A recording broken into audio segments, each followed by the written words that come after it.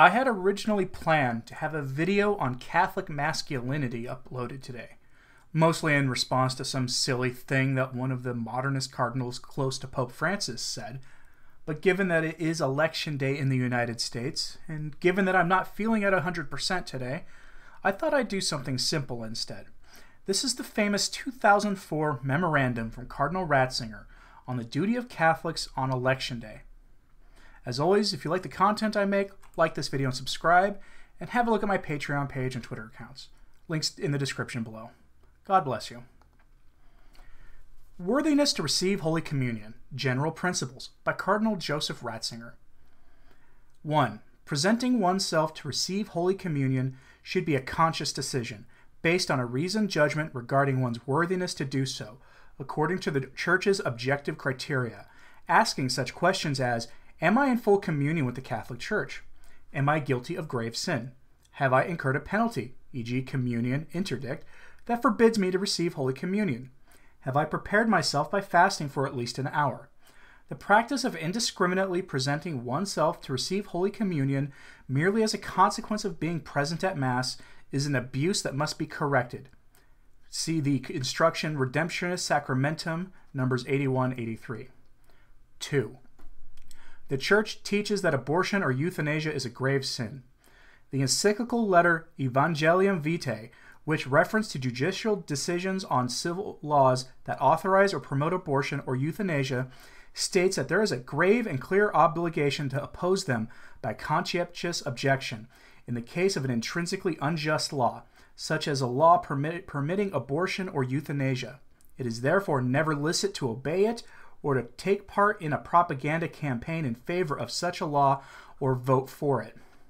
Christians have a grave obligation of conscience not to cooperate formally in practices which, even if permitted by civil legislation, are contrary to God's law. Indeed, from the moral standpoint, it is never licit to cooperate formally in evil. This cooperation can never be justified either by invoking respect for the freedom of others or by appealing to the fact that civil law permits it or requires it. 3. Not all moral issues have the same moral weight as abortion and euthanasia. For example, if a Catholic were to be at odds with the Holy Father on the application of capital punishment or on the decision to wage war, he would not for that reason be considered unworthy to present himself to receive Holy Communion. While the Church exhorts civil authorities to seek peace, not war, and to exercise discretion and mercy in imposing punishment on criminals, it may still be permissible to take up arms to repel an aggressor, or to have recourse to capital punishment. There may be a legitimate diversity of opinion, even among Catholics, about waging war and applying the death penalty, but not, however, with regard to abortion and euthanasia.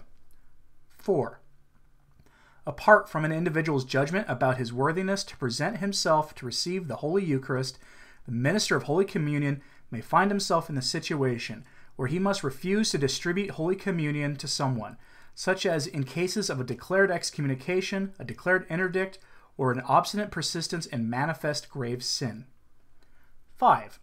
Regarding the grave sin of abortion or euthanasia, when a person's formal cooperation becomes manifest, understood in the case of a Catholic politician as is consistently campaigning and voting for permissive abortion and euthanasia laws, his pastor should meet with him, instructing him about the Church's teaching, informing him that he is not to present himself for Holy Communion until he brings an end to the objective situation of sin, and warning him that he will otherwise be denied the Eucharist.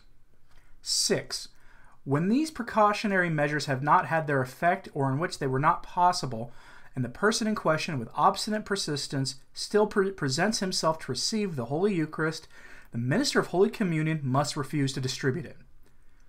The decision, properly speaking, is not a sanction or a penalty, nor is the minister of Holy Communion passing judgment on the person's subjective guilt, but rather is reacting to the person's public unworthiness to receive Holy Communion to an objective situation of sin.